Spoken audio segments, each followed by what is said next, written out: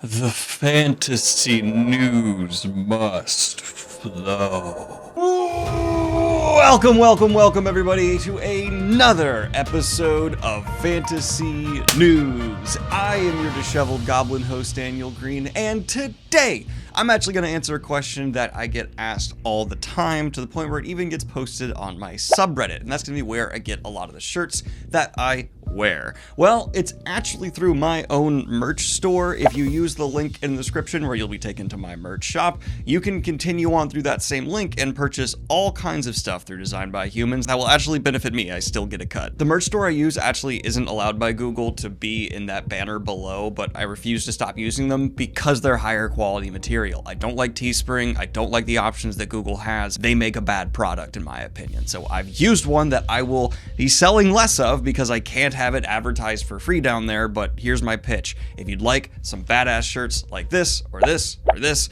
please go ahead and check out my merch store. It's a wonderful place. But let's go ahead and jump into the first story of the day. That is going to be an obvious update to Brandon Sanderson's Kickstarter. Maybe the biggest piece of fantasy news we have gotten this year in terms of the modern writing side of the genre. For those of you unaware, Brandon Sanderson the other day launched a Kickstarter through a surprise video where he said during quarantine he wrote 5 full-length novels averaging about 100,000 words each.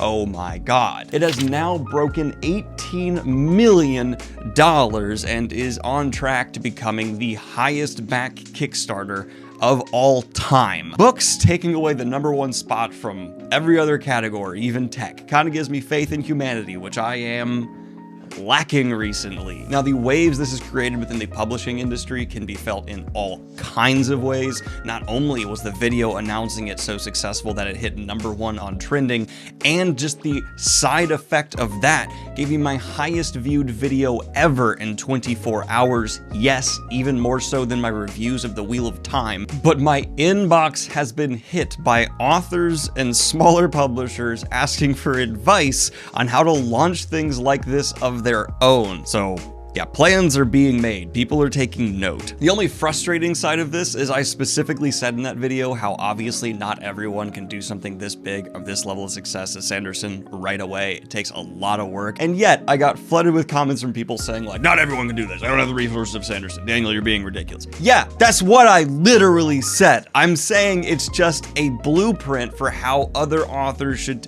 This is my entire life. I say things explicitly in videos and then people just say them back to me every single day. But since then, we have also gotten a look at the first of the 5 planned books that Sanderson wrote in secret during the quarantine COVID-y times, and the first few chapters have even been released on the blog. I will not spoil any of that here. You're welcome to go check it on out and enjoy it for yourself, of course, in the links down below. And maybe leave a like while you're down there. That'd be really awesome. And in a quickie last-minute update, Sanderson has actually dropped a video where he is narrating the released chapters for this secret project. So if you'd love to see an author narrate their own work and it be Sanderson, I'll have that linked below as well. That's really cool. But the final piece tagged onto this update is actually something that was posted to the r/Brandon Sanderson subreddit, where they have been keeping track of his output as an author. Not only is Sanderson well on his way to eventually outwriting the likes of Stephen King, but it's showing just how much these 5 books are growing things like the Cosmere as a whole. Brando Sando fans, we eaten in 2023. Some of us stress ate for a couple of years. Brandon Sanderson stress wrote. But unrelated to the actual news of this, something I just want to tack onto the end, I have seen a lot of people either jokingly or seriously saying like Brandon Sanderson is such an inspiration to me, but also it just intimidates me how much he puts out. It makes them feel inadequate as authors. Do not compare yourself to Sanderson. 1, the guy does have just a natural inkling for output, but 2, I promise you, he would agree with me on this. He wouldn't be able to write like this without the institution he has built around him, where so many people get to take care of all the other angles of putting out books. He has a team.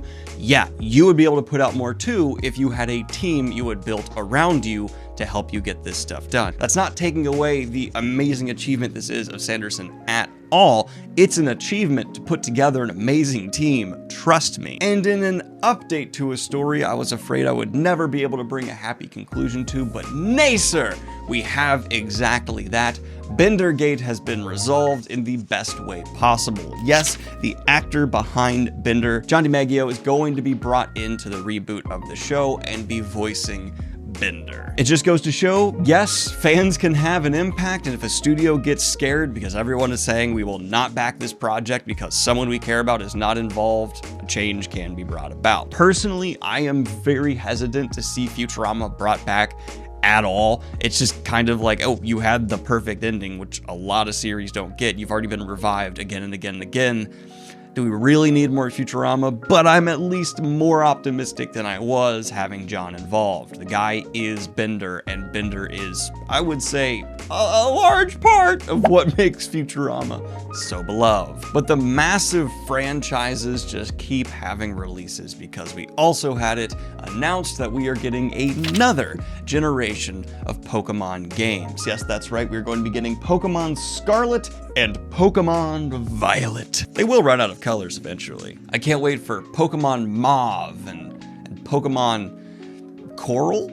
And I am absolutely aware this is totally just a result of me getting old, but the Pokemon games have stopped appealing to me, not because I dislike the franchise at all. It's the highest grossing franchise of all time for a reason. It's incredibly easy to access.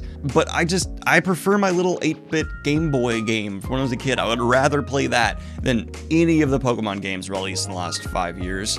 And I know I'm wrong. They are just better games being put out now, more immersive gameplay, these great worlds, but the nostalgia in me says that it should be a little 8-bit sprite. And in exciting news for Tolkien fans, we had a new series of rarely seen before Tolkien paintings put online in a revamped relaunch of the Tolkien website. You can check them out, of course, in links down below. I will not be showing them here because I am terrified of the Tolkien estate, and they are known for just going at people who show stuff they want to be exclusive, but you can obviously access it easily below. It does surprise me just how much Tolkien seems to have just drawn, written. I mean, this guy made his world as much as he possibly could in the day and age he was in. I would love to have seen what Tolkien would have done with the Middle-earth if he was alive now, with all the resources authors have available to them in terms of like VR landscapes you can paint. I mean, he just seems like the kind of guy who would have gone all in to just bringing Middle-earth to life in any way possible. Maybe he would have used a tool like Campfire. Oh. This video is brought to you by Campfire. Have you ever been on hold with VCU Health for 40 minutes? Well, that's just inspired me to create a fantasy world where everyone's stuck on hold for all of eternity, and the magic system is being able to move up further in line. That's right, Sharon, I can cut in line! But it's a complex fantasy world with all kinds of different twists and turns, and that's where Campfire is going to come into play. They're going to let me organize everything through the timeline of how long I've been on hold, create a whole new language for the different fucking curse words I want to say to the people who've kept me on hold the whole time.